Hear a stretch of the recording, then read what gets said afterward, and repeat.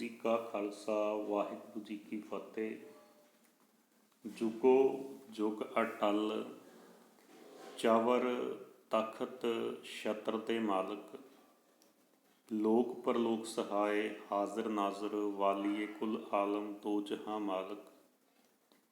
गद्दी ते विराजमान शब्द गुरु धन धन साहिब श्री गुरु ग्रंथ साहिब जी महाराज। तिन्हां दे अज अमृत वेले सचखंड श्री हरमंदर साहिब दरबार साहिब विखे आए मुख वाक दे अखरी विचार। अज दे पावन हुक्म की बख्शिश दे अखरी अर्थ इस प्रकार हैं जी। अज दे पावन हुक्म अज दे पावन मुख वाक। सिख धर्म के बानी पहले पातशाह धन धन साहिब श्री गुरु नानक देव जी महाराज तिन्हां दी पावन रसना तो उच्चारण किए हुए सोरठ राग के अंदर धन धन साहिब श्री गुरु ग्रंथ साहिब जी महाराज तिन्हां दे पावन अंग 636 के उपर सुभाएमान हैं। गुरु प्यारी गुरु सवारी साध संगत जीओ, विचार शुरू करन तो पहला समूह संगतां अपनियां हाजरियां गुरुदेव पातशाह जी के चरणों के विच लगाओ, हथ जोड़ो, मस्तक झुकाओ, गज के फतेह बुलाओ जी कहो वाहिगुरू जी का खालसा वाहिगुरू जी की फतेह। फतेह परवान होवे। गुरु प्यारी साध संगत जीओ, बिरतियां एकाग्रचित करो। आपां अज दे पावन हुक्म की बख्शिश के नाल अज दे पावन मुख वाक दे शब्द की अर्थां दे नाल जुड़न दा यतन करिए। सतनाम श्री वाहिगुरू साहिब जी।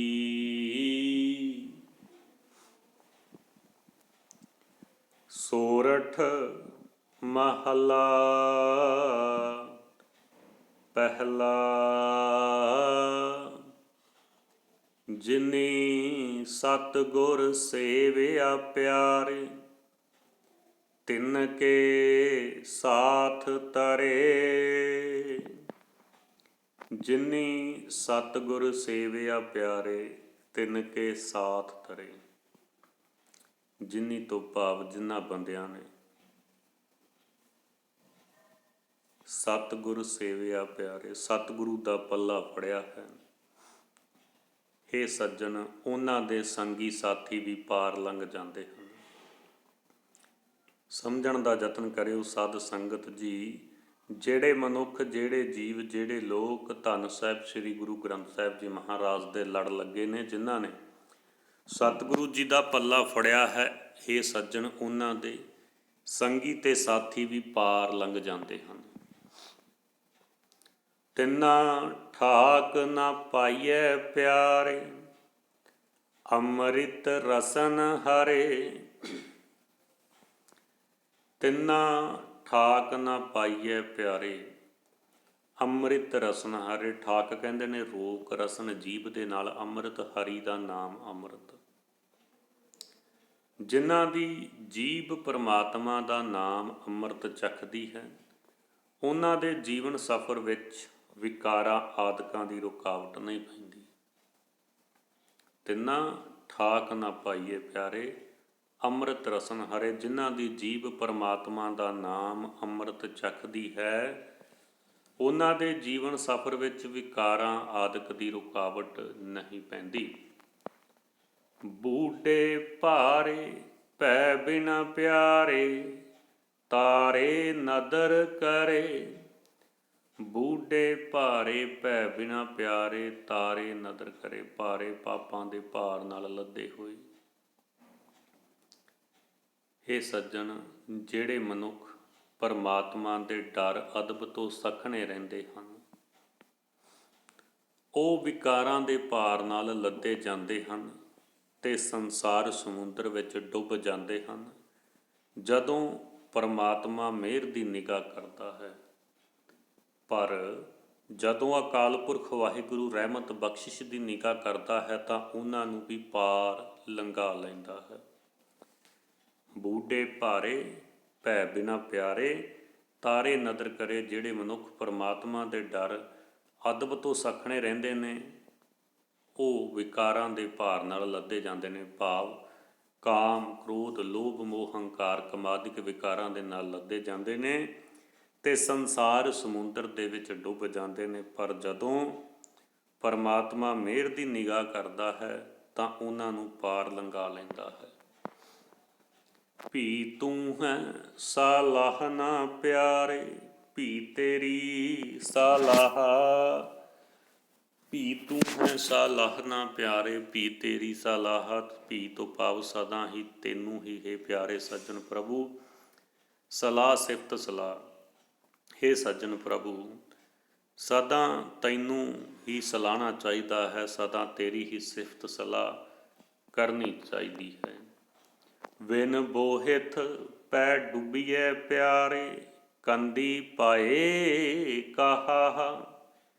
ਵਿਨ ਬੋਹਿਥ ਪੈ ਡੁੱਬੀਏ ਪਿਆਰੇ, ਕੰਦੀ ਪਾਏ ਕਹਾ। ਰਹਾਉ। ਇਸ ਰਹਾਉ ਵਾਲੀ ਪੰਕਤੀ ਦੇ ਅੰਦਰ ਮੇਰੇ ਪਾਤਸ਼ਾਹ ਬਖਸ਼ਿਸ਼ ਕਰਦੇ ਨੇ। ਬੋਹਿਤ ਕਹਿੰਦੇ ਨੇ ਜਹਾਜ਼ ਨੂੰ, ਨਾਮ ਦਾ ਜਹਾਜ਼। ਪੈ ਭਉ ਸਾਗਰ ਦੇ ਵਿੱਚ, ਕੰਦੀ ਕੰਢਾ ਕਹਾ ਕਿੱਥੇ। ਇਸ ਸੰਸਾਰ ਸਮੁੰਦਰ ਵਿੱਚੋਂ ਪਾਰ ਲੰਘਣ ਵਾਸਤੇ ਤੇਰੀ ਸਿਫਤ ਸਲਾਹ ਜੀਵਾਂ ਵਾਸਤੇ ਜਹਾਜ਼ ਹੈ ਤੇ ਇਸ ਜਹਾਜ਼ ਤੋਂ ਬਿਨਾਂ ਭਉ ਸਾਗਰ ਵਿੱਚ ਡੁੱਬ ਜਾਈਦਾ ਹੈ। ਭਾਵ ਕੋਈ ਵੀ ਜੀਵ ਸਮੁੰਦਰ ਦਾ ਪਾਰਲਾ ਕੰਢਾ ਲੱਭ ਨਹੀਂ ਸਕਦਾ। ਸਾਧ ਸੰਗਤ ਜੀ, ਸਮਝਣ ਦਾ ਯਤਨ ਕਰਿਓ। ਮੇਰੇ ਪਾਤਸ਼ਾਹ ਧੰਨ ਸਾਹਿਬ ਸ੍ਰੀ ਗੁਰੂ ਨਾਨਕ ਦੇਵ ਜੀ ਮਹਾਰਾਜ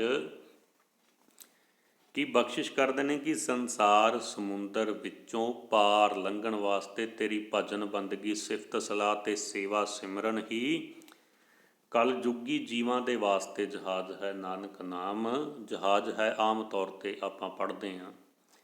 ਤੇ ਉਸ ਜਹਾਜ਼ ਤੋਂ ਬਿਨਾਂ ਇਸ ਭਉ ਸਾਗਰ ਦੇ ਵਿੱਚ ਡੁੱਬ ਜਾਈਦਾ ਹੈ। ਕੋਈ ਵੀ ਜੀਵ ਸਮੁੰਦਰ ਦਾ ਪਾਰਲਾ ਕੰਢਾ ਲੱਭ ਨਹੀਂ ਸਕਦਾ, ਭਾਵ ਤਰ ਨਹੀਂ ਸਕਦਾ। ਇੱਥੇ ਪਾਤਸ਼ਾਹ ਰਹਾਓ ਭਾਵ ਵਿਸ਼ਰਾਮ ਦੇ ਕੇ ਬਖਸ਼ਿਸ਼ ਕਰਦੇ ਨੇ। ਸਦ ਸੰਗਤ ਜੀ, ਆਪਾਂ ਦੁਨਿਆਵੀ ਤੌਰ 'ਤੇ ਉਦਾਹਰਨ ਲੈ ਕੇ ਚੱਲਦੇ ਹਾਂ। ਕੋਈ ਆਪਾਂ ਦਰਿਆ ਪਾਰ ਕਰਨਾ ਹੋਵੇ, ਨਦੀ ਪਾਰ ਕਰਨੀ ਹੋਵੇ ਤਾਂ ਆਪਾਂ ਪੁਲ ਦੇ ਰਾਹੀਂ ਜਾਂਦੇ ਹਾਂ। ਪਰ ਜੇ ਬਹੁਤ ਵੱਡਾ ਸਮੁੰਦਰ ਪਾਰ ਕਰਨਾ ਹੋਵੇ ਤਾਂ ਉੱਥੇ ਪੁਲ ਨਹੀਂ ਹੁੰਦਾ। ਸਦ ਸੰਗਤ ਜੀ, ਉੱਥੇ ਦਰਿਆ ਪਾਰ ਕਰਨਾ ਹੋਵੇ ਤਾਂ ਉੱਤੇ ਕੋਈ ਪੁਲ ਨਹੀਂ ਬਣਿਆ ਹੁੰਦਾ। ਉਸ ਨੂੰ ਪਾਰ ਕਰਨ ਵਾਸਤੇ ਜਹਾਜ਼ ਦੀ ਲੋੜ ਪੈਂਦੀ ਹੈ, ਬੇੜੀ ਦੀ ਲੋੜ ਪੈਂਦੀ ਹੈ। ਇਸੇ ਤਰ੍ਹਾਂ ਇਹ ਮਾਤ ਲੋਕ ਹੈ, ਜਿਹੜਾ ਇਹ ਸੰਸਾਰ ਹੈ, ਇਹ ਭਉ ਸਾਗਰ ਦੇ ਵਿੱਚ ਡੁੱਬ ਜਾਈਦਾ। ਇਹ ਸੰਸਾਰ ਸਮੁੰਦਰ ਦੇ ਵਿੱਚੋਂ ਪਾਰ ਲੰਘਣ ਦੇ ਲਈ ਸਿਫਤ ਸਲਾਹ ਜੀਵਾਂ ਦੇ ਵਾਸਤੇ ਜਹਾਜ਼ ਹੈ। ਪਰਮਾਤਮਾ ਅਕਾਲ ਪੁਰਖ ਵਾਹਿਗੁਰੂ ਦੀ ਭਜਨ ਬੰਦਗੀ ਹੀ ਸਾਡੇ ਵਾਸਤੇ ਜਹਾਜ਼ ਹੈ ਤੇ ਕੋਈ ਵੀ ਜੀਵ ਇਸ ਭਉ ਸਾਗਰ ਤੋਂ ਬਿਨਾਂ ਸਿਮਰਨ ਤੋਂ ਪਾਰ ਨਹੀਂ ਲੰਘ ਸਕਦਾ, ਪਾਰਲਾ ਕੰਢਾ ਨਹੀਂ ਲੱਭ ਸਕਦਾ। ਇੱਥੇ ਪਾਤਸ਼ਾਹ ਰਹਾਉ ਭਾਵ ਵਿਸ਼ਰਾਮ ਦੇ ਕੇ ਬਖਸ਼ਿਸ਼ ਕਰਦੇ ਨੇ। ਸਾਲਾਹੀ ਸਾਲਾਹ ਨਾ ਪਿਆਰੇ, ਦੂਜਾ ਅਵਰ ਨਾ ਕੋਈ। ਸਾਲਾਹੀ ਸਾਲਾਹ ਨਾ ਪਿਆਰੇ, ਦੂਜਾ ਅਵਰ ਨਾ ਕੋਈ। ਸਾਲਾਹੀ ਤੋਂ ਭਾਵ ਸਾਲਾਹਣ ਜੋਗ ਹਰੀ ਹੈ ਸੱਜਣ। ਸਾਲਾਹਣ ਜੋਗ ਪਰਮਾਤਮਾ ਦੀ ਸਿਫਤ ਸਲਾਹ ਕਰਨੀ ਚਾਹੀਦੀ ਹੈ, ਉਸ ਵਰਗਾ ਹੋਰ ਕੋਈ ਨਹੀਂ। ਸਾਲਾਹਣ ਜੋਗ ਪਰਮਾਤਮਾ ਦੀ ਸਿਫਤ ਸਲਾਹ ਕਰਨੀ ਚਾਹੀਦੀ ਹੈ, ਉਸ ਦੇ ਵਰਗਾ ਹੋਰ ਕੋਈ ਨਹੀਂ। ਮੇਰੇ ਪ੍ਰਭ ਸਾਲਾਹਣ ਸੇ ਭਲੇ ਪਿਆਰੇ, ਸ਼ਬਦ ਰਤੇ ਰੰਗ ਹੋਏ। ਮੇਰੇ ਪ੍ਰਭ ਸਾਲਾਹਣ ਸੇ ਭਲੇ ਪਿਆਰੇ, ਸ਼ਬਦ ਰਤੇ ਰੰਗ ਹੋਏ। ਸਾਲਾਹਣ ਜਿਹੜੇ ਬੰਦੇ ਸਲਾਹੁੰਦੇ ਹਨ ਸ਼ਬਦ, ਗੁਰੂ ਦੇ ਸ਼ਬਦ ਵਿੱਚ ਜਿਹੜੇ ਬੰਦੇ ਪਿਆਰੇ ਪ੍ਰਭੂ ਦੀ ਸਿਫਤ ਸਲਾਹ ਕਰਦੇ ਨੇ, ਉਹ ਭਾਗਾਂ ਵਾਲੇ ਹਨ। ਗੁਰੂ ਦੇ ਸ਼ਬਦ ਵਿੱਚ ਡੂੰਘੀ ਲਗਨ ਰੱਖਣ ਵਾਲੇ ਬੰਦੇ ਨੂੰ ਪਰਮਾਤਮਾ ਦਾ ਪ੍ਰੇਮ ਰੰਗ ਚੜ੍ਹਦਾ ਹੈ। ਤਿਸ ਕੀ ਸੰਗਤ ਜੇ ਮਿਲੈ ਪਿਆਰੇ, ਰਸ ਲੈ ਤਤ ਬਲੋਏ, ਰਸ ਲੈ ਪਾਵ ਨਾਮ ਅੰਮ੍ਰਿਤ ਚੱਕਦਾ ਹੈ ਬਲੋਏ।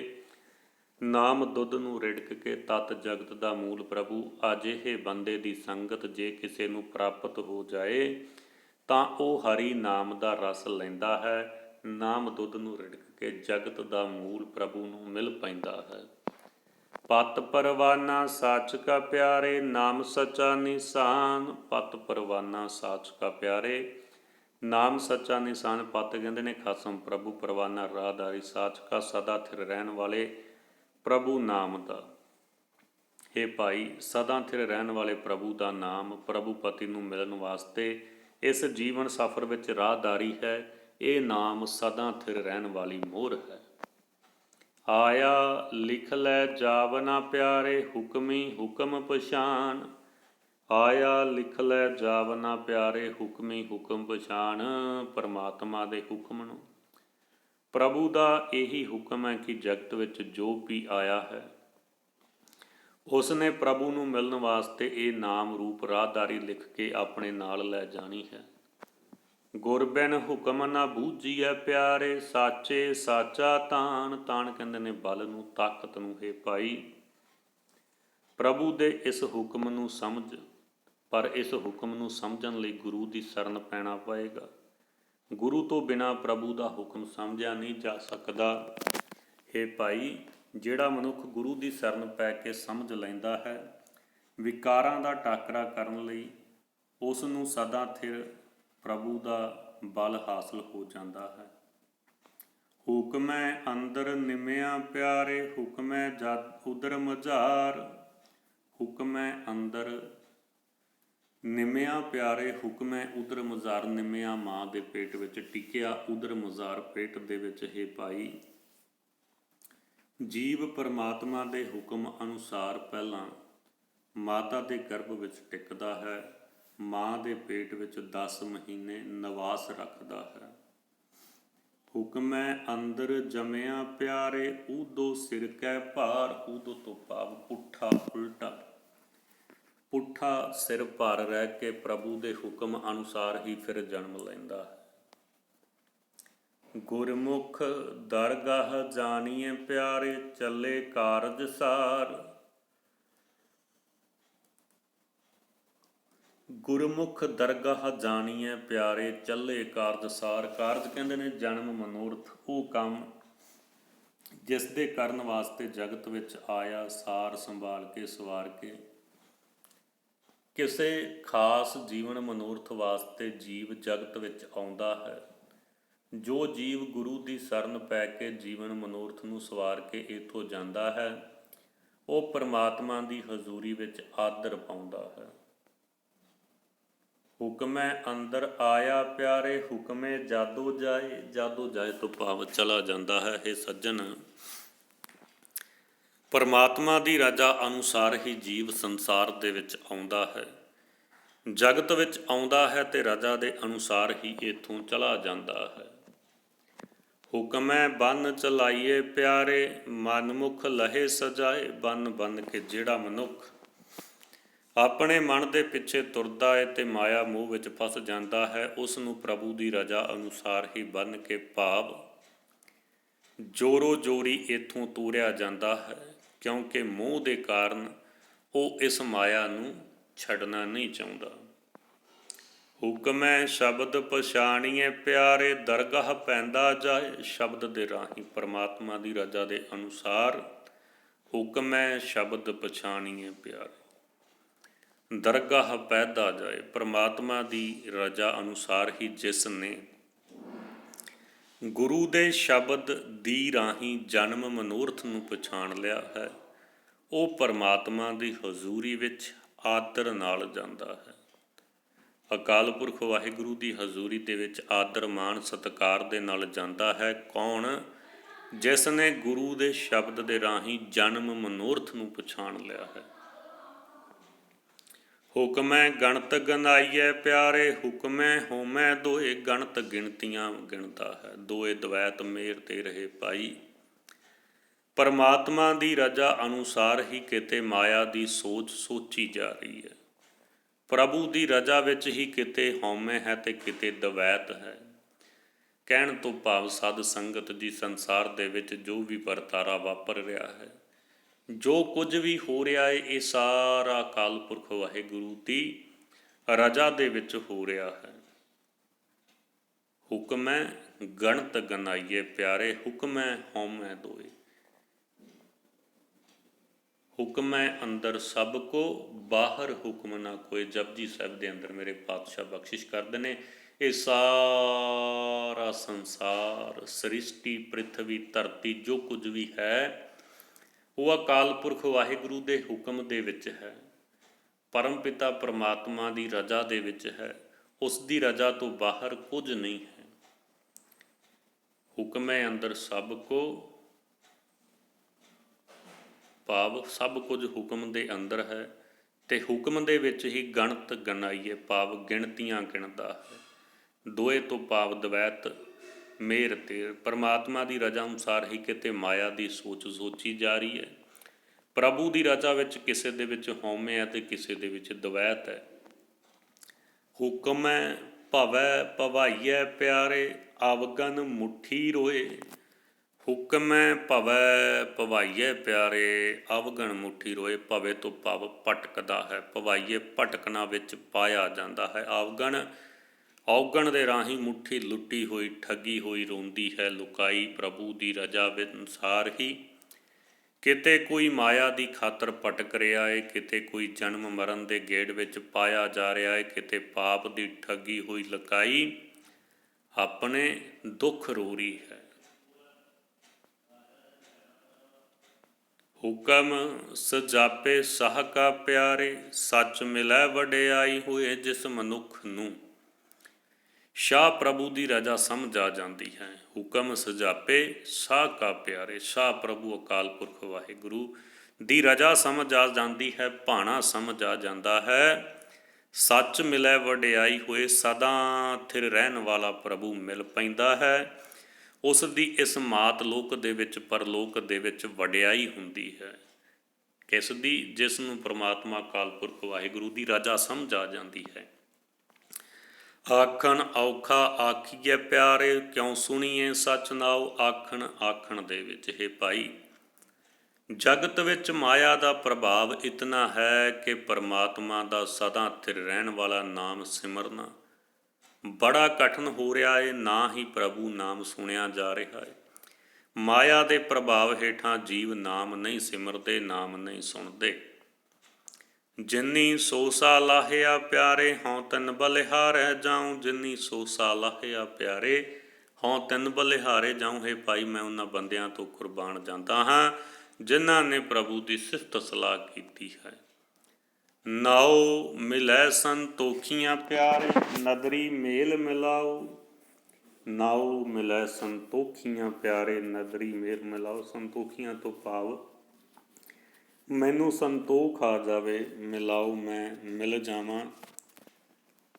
ਮੇਰੀ ਇਹੀ ਅਰਦਾਸ ਹੈ ਕਿ ਉਹਨਾਂ ਦੀ ਸੰਗਤ ਵਿੱਚ ਮੈਨੂੰ ਵੀ ਨਾਮ ਮਿਲੇ ਤੇ ਮੇਰਾ ਜੀਵਨ ਸੰਤੋਖੀ ਹੋ ਜਾਏ। ਮੇਰ ਦੀ ਨਜ਼ਰ ਵਾਲੇ ਪ੍ਰਭੂ ਦੇ ਚਰਨਾਂ ਵਿੱਚ ਮੈਂ ਜੁੜਿਆ ਰਹਾਂ। ਕਾਇਆ ਕਾਗਦ ਜੇਥੀਏ ਪਿਆਰੇ, ਮਨ ਮਸਵਾਣੀ ਧਾਰ। ਕਾਇਆ ਸਰੀਰ ਮਸਵਾਣੀ, ਸ਼ਾਹੀ ਦੀ ਦਾਵਾਤ। ਹੇ ਭਾਈ, ਜੇ ਸਾਡਾ ਸਰੀਰ ਕਾਗਜ਼ ਬਣ ਜਾਏ, ਜੇ ਮਨ ਨੂੰ ਸਿਆਹੀ ਦੀ ਦਵਾਤ ਬਣਾ ਲਈਏ। ਲਲਤਾ ਲੇਖਣ ਸੱਚ ਕੀ ਪਿਆਰੇ, ਹਰ ਗੁਣ ਲਿਖੋ ਵਿਚਾਰ। ਲਲਤਾ ਜੀਭ, ਲੇਖਣ ਕਲਮ। ਹੇ ਭਾਈ, ਜੇ ਸਾਡੀ ਜੀਭ ਪ੍ਰਭੂ ਦੀ ਸਿਫਤ ਸਲਾਹ ਲਿਖਣ ਲਈ ਕਲਮ ਬਣ ਜਾਏ ਤਾਂ ਹੇ ਭਾਈ, ਸੁਭਾਗਤਾ ਇਸ ਗੱਲ ਵਿੱਚ ਹੈ ਕਿ ਪਰਮਾਤਮਾ ਦੇ ਗੁਣਾਂ ਨੂੰ ਆਪਣੇ ਸੋਚ ਮੰਦਰ ਦੇ ਵਿੱਚ ਲਿਆ ਕੇ ਆਪਣੇ ਅੰਦਰ ਉਕਾਰਦੇ ਚਲੋ। ਧਨ ਲਿਖਾਰੀ ਨਾਨਕਾ ਪਿਆਰੇ, ਸਾਚ ਲਿਖੈ ਉਰ ਧਾਰ। ਧਨ ਭਾਗਾਂ ਵਾਲਾ, ਲਿਖਾਰੀ ਨਾਨਕਾ ਪਿਆਰੇ, ਸਾਚ ਲਿਖੈ ਉਰ ਧਾਰ। ਉਰ ਹਿਰਦੇ ਵਿੱਚ ਧਾਰ ਟਿਕਾ ਕੇ ਹੈ ਨਾਨਕ, ਉਹ ਲਿਖਾਰੀ ਭਾਗਾਂ ਵਾਲਾ ਹੋ ਜਾਂਦਾ ਹੈ ਜੋ ਸਦਾ ਥਿਰ ਵਾਲੇ ਪ੍ਰਭੂ ਦੇ ਨਾਮ ਨੂੰ ਹਿਰਦੇ ਵਿੱਚ ਟਿਕਾ ਕੇ ਆਪਣੇ ਅੰਦਰ ਉਕਾਰ ਲੈਂਦਾ ਹੈ। ਗੁਰੂ ਪਿਆਰੀ ਸਾਧ ਸੰਗਤ ਜੀ, ਇਹ ਸਨ ਅੱਜ ਦੇ ਪਾਵਨ ਹੁਕਮ ਦੇ ਅਖਰੀ ਵਿਚਾਰ ਕਰਦਿਆਂ ਹੋਇਆਂ, ਬਾਣੀ ਪੜ੍ਹਦਿਆਂ ਹੋਇਆਂ ਦਾਸਰਿਆਂ ਤੋਂ ਇੱਕ ਨਹੀਂ ਅਨੇਕ ਪ੍ਰਕਾਰ ਦੀਆਂ ਤਰੁੱਟੀਆਂ ਰਹਿ ਗਈਆਂ ਹੋਣਗੀਆਂ। ਗੁਰੂ ਅਤੇ ਗੁਰੂ ਕੀ ਸੰਗਤ ਬਖਸ਼ਣ ਯੋਗ ਹੈ ਜੀ, ਬਖਸ਼ ਲੈਣਾ। ਇਤਨੀਆਂ ਕੁ ਬੇਨਤੀਆਂ, ਇਤਨੀਆਂ ਕੁ ਹਾਜ਼ਰੀਆਂ ਪ੍ਰਵਾਨ ਕਰਨੀਆਂ ਜੀ। ਭੁੱਲ ਚੁੱਕ ਦੀ ਖਿਮਾ ਗੱਜ ਕੇ ਫਤਿਹ ਬੁਲਾਓ ਜੀ, ਕਹੋ ਵਾਹਿਗੁਰੂ ਜੀ ਕਾ ਖਾਲਸਾ